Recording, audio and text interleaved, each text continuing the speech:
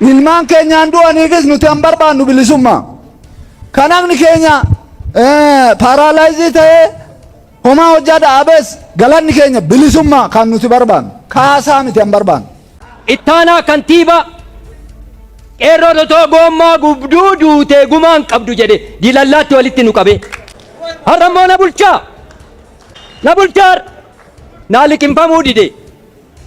Qawwees narraa fudhatan waggaa 70tti xollaa ittis na erguuf murteessan. Anaaduuti muudama kooti seenadhaan. Ilmaan keenya Abiyyiif Lammaan taayitaa irratti ba'an jennaan baay'ee tokko gammannee gagabbanne torbee sana. Egaa oollee bullee onnaa laallummoo jarri kun isaanii Itoophiyaa faarsu goota Oromoo hiisanii. Gaasuyyee jijjiiruun ittoo mi'eessu. Jijjiirama hundeetii kan nuti barbaannu hundee sammuu, eenyummaa, amantummaa, ijjannoo, quuqama kan kanaan wajji wal qabatee jijjiirama hundaa'ee abbaa biyyummaadhaan qabsaa'uudha kan nuti barbaannu. Dibaa miti kan barbaannu, suphaa miti kan barbaannu. Suphaa miti. Jarri immoo sa'aatii 24 hin rafanii hamma isin achi abamsiisanitti hamma Oromoo deebisanii garboomsanitti hamma qabeenya Oromoo to'atanitti sa'aatii 24 hin rafanii waan isaan gochaa jiran kunoo isinuu argaa jirtu. Miila keenya dakaa ol muraa jiru, mataa keenya gubbaa gadi muraa jiru. Amma immoo siqanii handhuura keenyatti galanii handhuura keenya immoo keessaa ibidda bobeessaa jiru. Nuti hiyyeessa siyaasatii miti abbaa biyya kanaati. Abbaa adeemsa jechooleen maal akka ta'e nama hubatudha. Kana irrattis otoo of sirreessine Oromummaa keenya irtaa kennuu hin qabnu. Irtaan kennina Oromummaa. Irtaan ta'u Oromummaan. Taaktikiin isaan Oromoo ittiin cabsaa turan durattu meeshaa haaraa biyya faranjiiti guurratanii fidanii ittiin rukutaniiti an Oromoo garboomsan malee Oromoon takka harka kennatee hin beeku. Keenya eeboo lola, jarri madaafan lolu, jarri marfiin lolu. Akkanatti nu cabsanii an nu garboomsan waggaa 150. Dadhabbiin namaas wareegamni qeerroos dararamni lammii Oromoos waan namaa barbaaduuf miti, waan namaa fudhachuuf miti, mirga namaa dhiibuuf miti, biyya namaatti abbaa ta'uuf miti, abbaa diinagdee ormaa ta'uuf miti. Kootittan bulaa abbaan biyya kootii anaa abbaa diinagdee kootii ta'uu qabaa. Qeerroon keenya qarreen keenya kan qabsaaniif uummata Oromoo bilisoomsuuf uummanni Oromoo akka bilisoomtuuf miti kana malee waan biraan jiru. Garuu amma kan jiru waan kan hin du'eef kan hin qabsaa'eef kanaafi atachi siqiyyata akkas ta'e eenyu naamusni jiru waan laafinatti fakkaate. Sanaafi miti kan qabsoo qeerroon sanaafi miti kan du'e. Uummanni keenya irraa garbummaan bu'ee uummanni keenya bilisoome uummanni keenya fayyadamaa yoo ta'e sana keessaa fayyadamaa ta'uudhaaf. Lafti Oromiyaa kiiloomeetirii 6,000 har'a 4,000 harka jirti ree kunoo gaaraa gadi rukutanii dakaa ol rukutanii asiyas rukutu.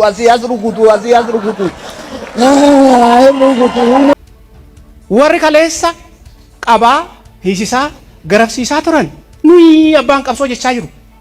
Nuti manuun keenyatti kunoo halkanii guyyaa boo ageenya Oromoon ajjeese mirga akkanaa argate waan nageenya. Oromoon bakkee akkanaatti ammi kun uume Oromoon bakkee akkanaatti awwaalaa be Oromoon bakkee akkanaatti reenfasaa sareen nyaatee naa jedhan nuti asitti bakka biddeenumti nuti nyaannu homaa nutti hin fakkaatus jireenya keenyas homaa hin beeknu jecha. Kanaafuu kuni eessa jirtu Finfinnee uummattoota eessan kunoo hanachiisin fattashanii ja'abanii isinitti ka'an Finfinnee bakkuma isin raftan sanaayyuu maaliif raftu?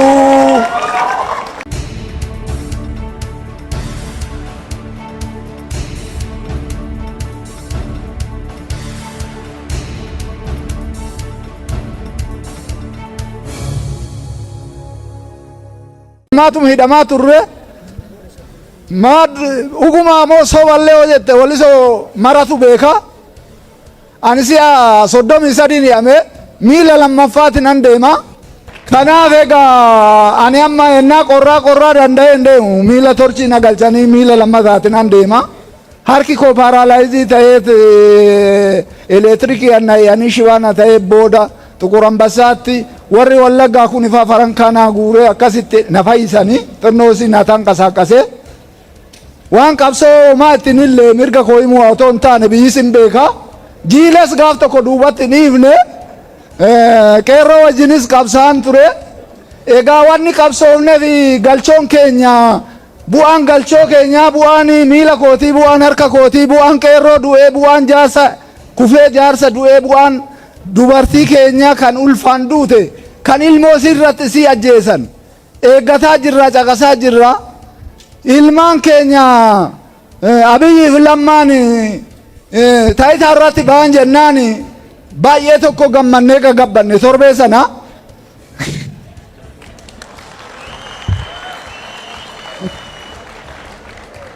egaa ollee bullee onnaa laallummoo ollee bullee onnaa laallummoo jarri kun isaanii Itoophiyaa faarsu goota Oromoo hiisanii kanas aaraa jirra nuti ammatti immoo waggaa ta'e wanni kun hunduu namni kumni shanii ol akka umeetu ibsaa jirta namni ku'ashan waan umeef gumaansa bilisummaa jeet gumaasaa nuti bilisummaa barbaanna ganzabaa miti ilmaan keenyaan du'aniifis nuti an barbaannu bilisummaa kanamni keenya paaraalaayizii ta'ee homaa hojjaa dhaabees galanni keenya bilisummaa kan nuti barbaannu kaasaa miti an barbaannu Oromoon biyya abbaa isaa irratti yennaa dararamaa hoggaa 150 ol dararamaa ture han inni kana gochaa tureef gaafii maddee tokko gaafiin maddeen sun hin furamtu bara baraan isii umatti nu fixaa jira isii umatti nama keenya goota keenya fixaa jira beekaa keenya fixaa jira isiniifuu rabba ta'u fuundurumatti uf eeggadha maali yoo jettani kanaan dura jiila qabna tafarii bantii akkanatti uf dura kaanii booda ajjeessan goobanaani Oromoo cabsanii goobanaa geessanii ankoo waritti ani qubasaa nyaatee du'e seenaa dubbisa isin immoo warri baranne jettan histirii biyya faranjii histirii biyya arabaa guurtanii dimokiraasii anuun hin jayina nuti abbaa dimokiraasiiti haadha dimokiraasiiti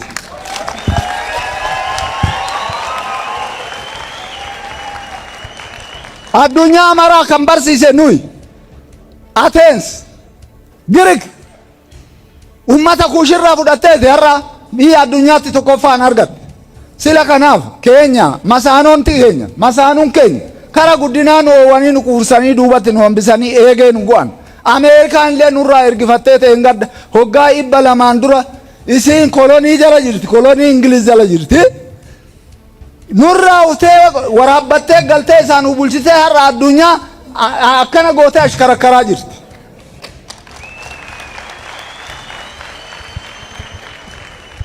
egaa isin achi taa'uun keessan bichaanii achi taa'uun keessan gizee baay'ee jarri isin amma iddoo qabattanii taayitaa qabattanii hin mugdu sin raftu sin gabbattu sin gammaddu sin nuti sin gammannaa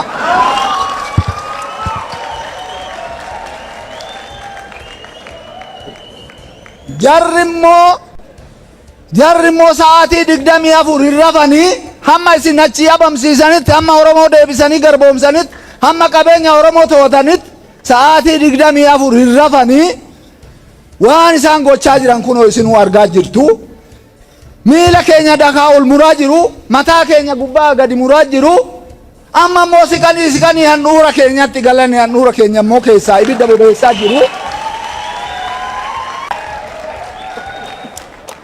yogguma Finfinneen an Oromooti jea murteessaa lafti samiin gadajjiguu lafti mee abaga goolottan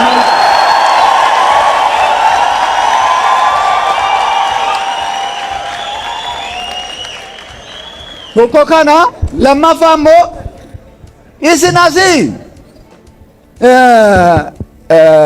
taaktikiin isaanii Oromoo ittiin cabsaa turan durattu meeshaa haaraa biyya faranjiiti guurratanii fidanii ittiin nu rukutaniiti an Oromoo garboomsan malee Oromoon takka harka kennatee hin beeku keenya eeboo lola jarri madaafan lolu jarri marfiin lolu akkanatti nu cabsanii an nu garboomsan hoggaa 150 isaan hidhannoo haaraa fidu yoo moofaa nuti eeboo keenya fi wantaa keenya qabannee itti qajeellu isaan halaala ta'anii dullaa hattuutiin okatanii nama keenya fixu goota keenya fixu nuti gini itti qajeelle xumne akkasitti umaa turre har'as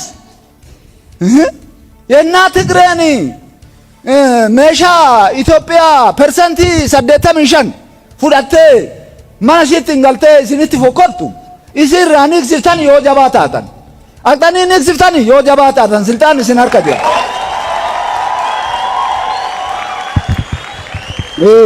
Isin maa iqsiftu Oromoo wannumti isin iqsiftaniif maali galii qoti jechaaf moo galii gabbari jechaaf moo jarra ufani karaa kennaaf jechaa moo isinumarraayyuu hormaa qabna nuti kanaafuu usirreessaan jaa darbinaan immoo ammas bitaa mirga Oromoon walitti rukutamaa jirti yennaan laalee jedhu gaaf tokko ጠቅላይ ሚኒስቴር መለስ ዜናዊ goota opiidoo wayiitu jira isaa wajjin na waltaasaanii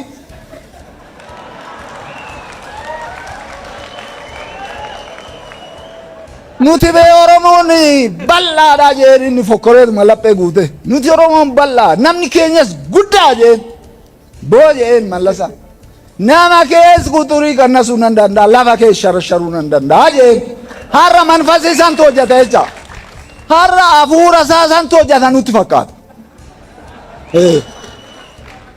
Lafti Oromiyaa kiiloomeetirii 6,000 har'a 4,000 harka jirti ree kunoo gaaraa gadi rukutanii dakaa rukutanii asiyas rukutu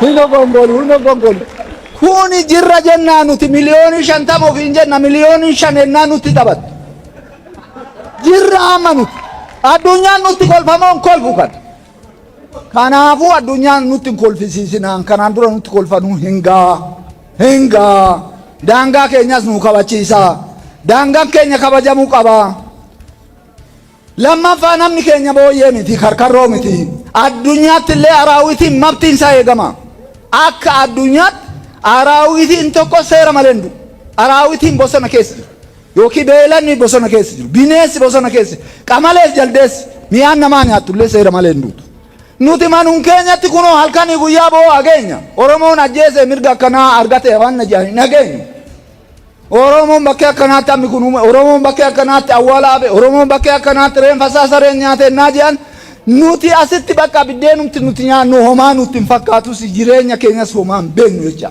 kanaafuu kuni eessa jirtu Finfinnee uummatoo teessan kunoo hanachiisin fattashanii ja'abanii isinitti ka'an Finfinnee bakkuma isin raftan sanaayyuu maaliif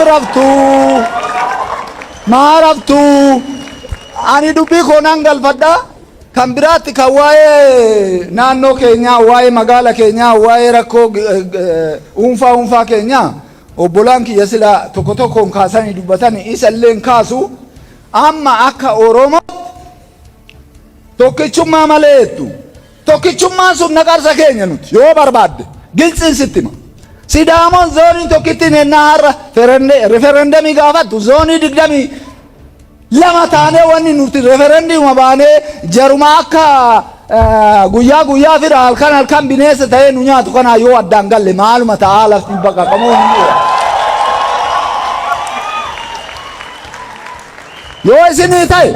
yoo isinii ta'e paartii ibba guuttanam paartii ibbaaf saddeemoo waan ta'e nagaa televizyiiniya maa indaanqoo wayii Oromoo kompiitara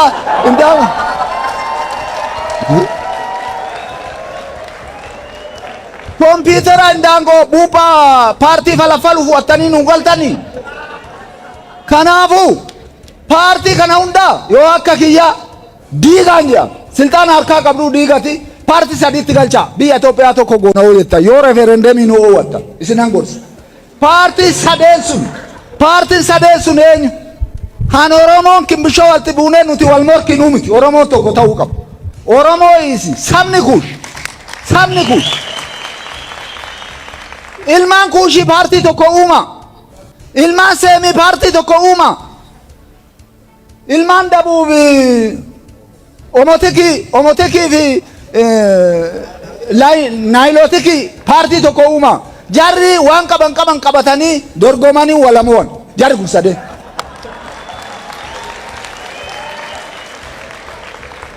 kanaan achitti zalaalamiin nuti haati keenya boo'aa turte amma niitiin keenya boo'aa turte boru intalli keenya boo'aa turti akkanumatti biyya boo'aa qe'ee boo'aa taana qe'ee saamichaa taana hadaraa keessan kana yoo kuni kana ta'uu baate immoo riferendamiin har'aan jammare si gaafadhe itti naami jaratti.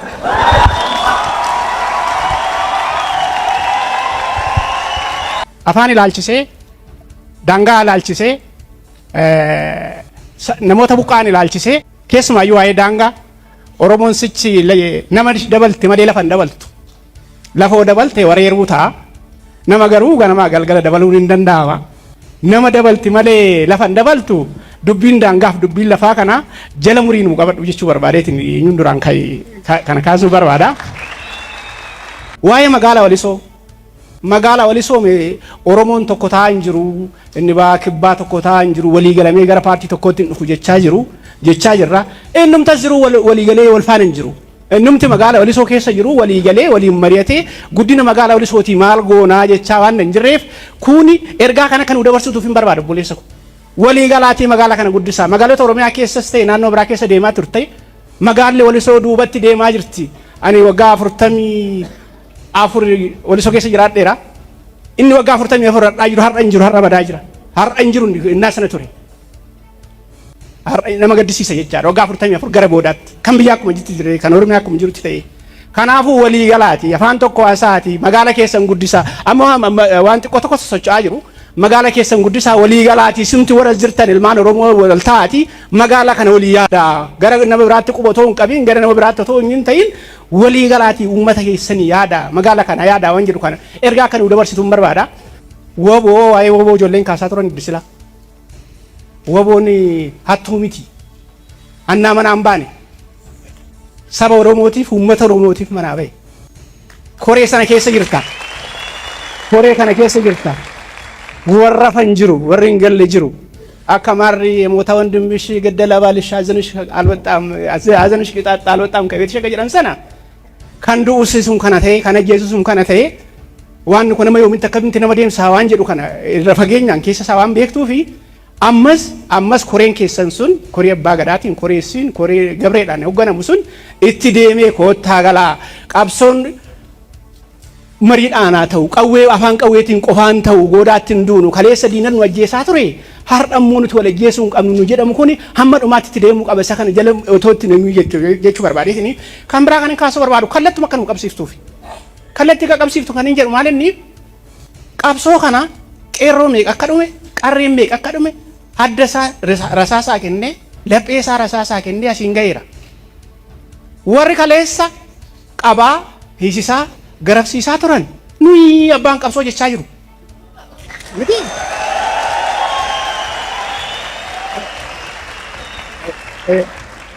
Haa ta'u homaa miti. Akkatti dhufe qeerroon qarreen hayyuun Oromoo jaarsi Oromoo jaartiin Oromoo beeka akkatti qabsoon gosa qabi. Haa ta'u isaanii nu haa dhufu. Kana addunyaatu beeka Oromiyaatu beeka Itoophiyaatu beeka akkattas qaqqabe. Isaanaa fidan warra kan jedhan kun maddeeshii in salfata miti Oromoon qaanii qaba in salfata otoo kanarraa qusatanii kana keessa galee dargaggoo fi qeerroo fi qarreen Oromoo keenya kanarratti hundaa'e miiran taane keessa kan galee ergaa kan dabarsituuf kana ishii kana nu harkaa balleessuudhaaf ishii as qaqqabde kana balleessuudhaaf qeerroo fi qarreen miira keessa kan galan han abbaan mirgaan abbaan qabsoo sanni tokkotti du'etti akkanatti ta'uu qabu waan jedhu kana kallattii kan nu qabsiiftu baraadeetini kan biraa qeerroon keenya qarreen keenya kan qabsaaniif akkuma disila ka'aa ture uummata Oromoo bilisoomsuuf uummanni Oromoo akka bilisoomtuuf miti kana malee waan biraan jiru garuu amma kan jiru waan kan hin du'eef kan hin qabsaa'eef kanaa fi atachi siqiyyata akkas ta'e eenyu naamusni jiru waan laafinatti fakkaate sanaafi miti kan qabsoo qeerroon sanaafi miti kan du'e uummanni keenya irraa garbummaan bu'ee uummanni keenya bilisoome uummanni keenya fayyadamaa yoo ta'e sana keessaa fayyadamaa ta'uudhaaf sanarraa fayyadamaa ta'uudhaaf malee ani jaan qabsaa'ee dura dhufe atachi gore yoo jedhame seerri fi naamusni itti bullu nu harkaa bada waan ta'eef kuni kallattii nu qabachuu qaba kallattii nu qabsiisii jechuu barbaadeetini kan biraa ani gabaabsa kan biraa waa'ee dargaggoonni amma jiran kun hojii dhabeeyyiidha hojii hin qaban mootummaan bakka barbaade akkuma yuunivarsiitichaa faabrikaa dhaabaa waan adda addaa godha faabrikaa dhaabuuf miti mootummaan namoota faabrikaa dhaabuu danda'an industiraal paarkii industirii jedhanii bakka adda addaatti ni dhaabatu kun godina kana keessa industiriin tokko hin jiru obboleessa. Maal rakkatanii walakkeelleessinaanii maalinni kaleessa soo minilikirraa qabanii dhumaaddu'anii har'a soo dhumaatas qaqqabanii dargaggoon kun boru galteen shimaal maan nyaattee haa bultu akkamitti haa jiraattu ni jedhamu kun gaafii kana uummata kana bakka bu'iitiin nu dhiyeessi jechuu barbaadeetini galatooma. Waldhabdee OPDO fi WBO jidduu jiru araarsuudhaaf abbootiin gadaa sochii taasisaniin koreen uumamee jira. Koreen sunis gara hojiitti deemee hojiin hamma tokko deemamee galiinsa WBOtiif taasifame keessatti shirri addaa xaxameetii akka jiru miidiyaalee irraa dhageenyee ture. Shira xaxame sana irratti hundaa'ee jechuudha mootummaan amma biyya bulchu jijjiiramni harka jiru kun araara kana ni barbaada yoo ta'e dhukaasni tokkolleen Oromoo fi Oromoo jidduutti hin barbaachisu. Oromoon walitti araaramu tokko haa ta'u qaama tokko taana kan jedhu dhugummaan sammuu jijjiirama warra jijjiirama kana oofu kana keessa jiraata yoo ta'e warra shira xaxeetiin karaa galma ga'umsa araara sanaa kana fashaleessuudhaaf deeman sanaaf isa sana jechuudha gara seeratti dhiyeessuu irratti wanti mootummaan hojjechaa jiru maalidha? Isinoo warra shira isinirra xaxansan koree isinirratti shira xaxansan gara seeratti dhiyeessuu irratti iyyachaa jirtu moo akkuma shirri isinirratti xaxameen ustanii teettanii kan jedhu gaafii keenya. Inni itti aanu barattoonni keenya hayyoonni keenya warroonni nu biraa wareegamanis ta'e warroonni har'a lubbuudhaan jiran kan itti dararamaa turan kaayoo galma nuugeetti jedhan qaban kaayoleen sunis dhimmoota finfinneedhaan wal qabate. Hangarraa samoona torbee darbe keessadha dhimmi finfinnee kan lafaa ka'e dura lafatti darbameetu ture. Wantoonni akkasii sun dagatamuun maaliif malte? Afaan Oromoo afaan hojii federaalaa haa ta'u kan jedhu dubbiin tun dubbii qaxaroo barbaachiftuu miti yookaan dubbii itti yaadullee barbaachiftuudha miti. Yeroo uummanni keenya itti miidhamaa ture san keessatti bira dabarree har'a yeroo keenyan bulaa jiru keessatti qabbanooftee nu harkaa hafuu hin qabdu. Ammaa fi ammatti murtee tokkorra gahamtee ibsi guddaan ibsi bal'aan dhimma finfinneetii fi dhimma afaan Oromoo irratti gara mootummaa biyya hoogganaa jiruu fi gara dhaabbilee siyaasatiinis nuuf kennamee sammuun qeerroo fi qarree keenyaa tasgabbaa'ee wanti namni keenya itti wareegameef sun galma gahaa jirti itti deemamaa jirti irraa rafamaa hin jirtu kan jedhu abdiin nama keenyatti akka horamu akka itti nu hojjettaniin jira. Mootummaa wayyaaneedhaa shira inni guddaan xaxaa ture keessa lammiilee Oromoo lakkoofsan hir'isuu fi daangaa Oromiyaadhaa dhiphisuu irratti kan xiyyeeffatedha tarsiimoon inni qabatee gadi ba'e gaafa biyya tana bulchuudhaa deemu jechuudha. Haaluma saniin handhuura Finfinnee keessattis dhiibbinsi lafaa taasifameetii jira kan maastar pilaanidhaan hojjetame. Isaan adda kan ta'e kan uummanni keenya arguu hin dandeenye kallattiilee kibbaatii fi kallattiilee dhihaa irratti muramiinsi lafa Oromiyaa irratti taasifameetii jira. Fakkeenya kaasuu dandeenya karaa Booranarraatiin karaa naannawa Muyyalee irraa lafti muramee naannoo biraa hagaleetii jira. Suni isin ana caala isin quba qabdu yeetii yaade. Daangaa Oromiyaadhaa bifa kanaan shira mootummaa wayyaaneetii waggaa 27 dhiibbamaa turte dhiphifamaa turte tana sirreessuu irratti mootummaan keenya hojjetaa jira moo cal jedheetii siyaasa ofii bareechifataa jira.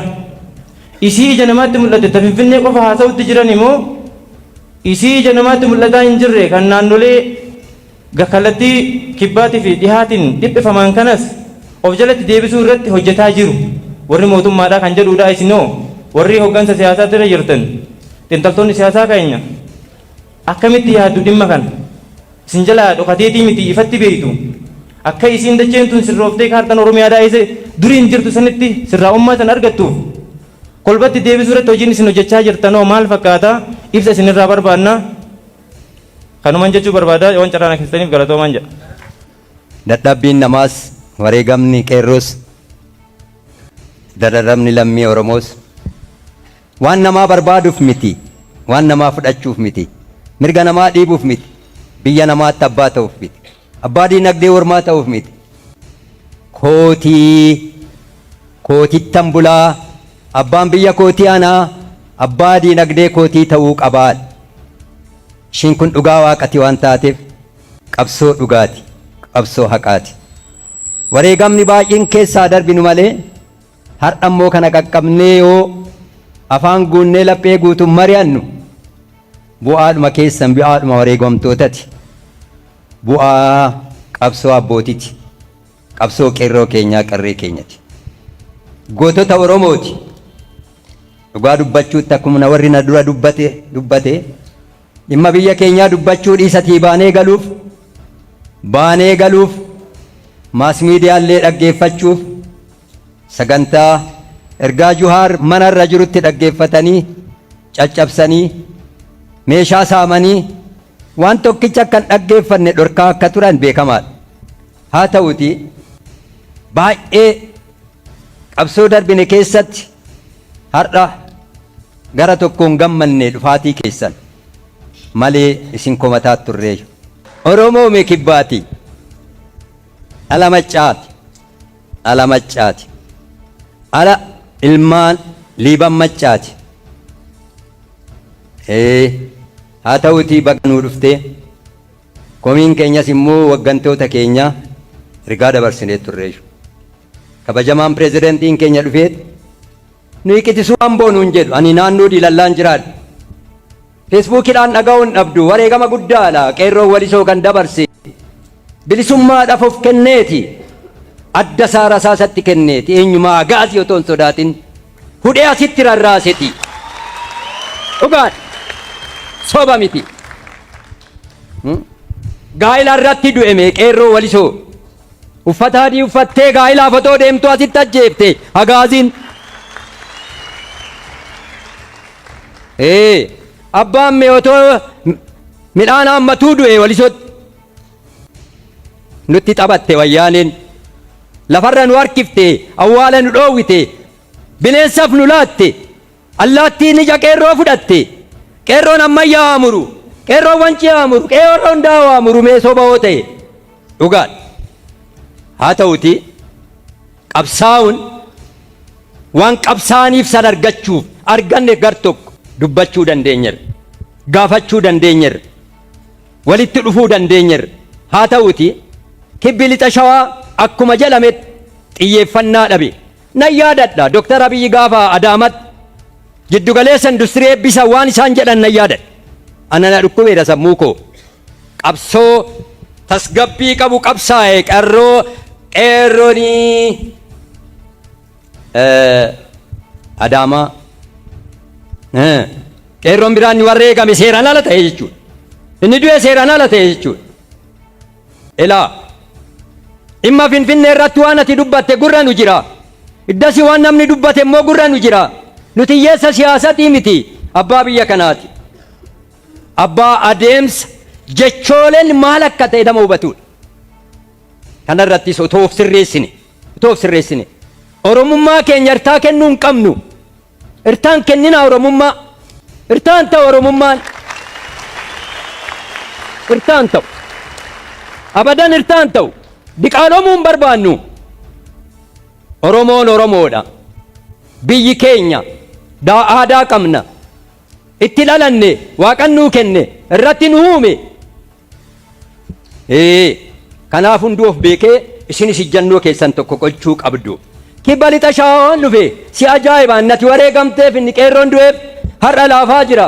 qeerroo kalee dirrisaa luqqa'e mataansaa gurrisaa duude hirmaachisaa kibbi lixa shawaa gaggeessa kibba lixa shawaa hirmaachisaa dhimmas biyya isaatitti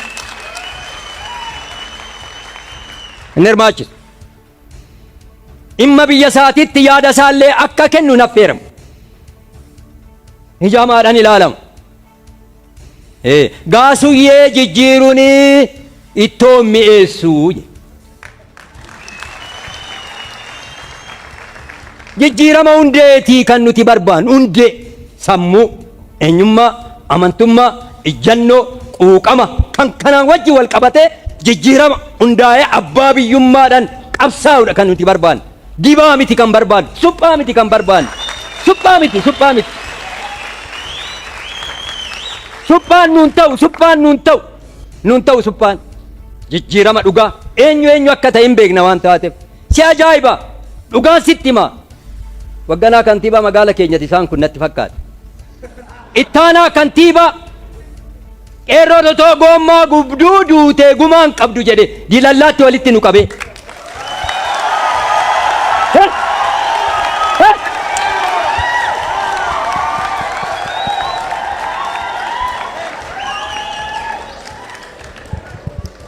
har'a moona bulchaa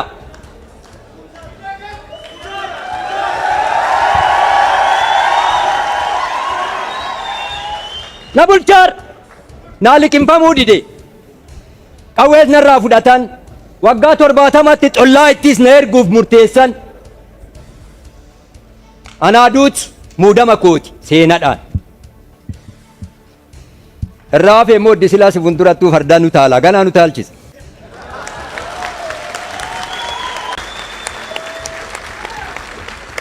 Seenaan nama gaafata.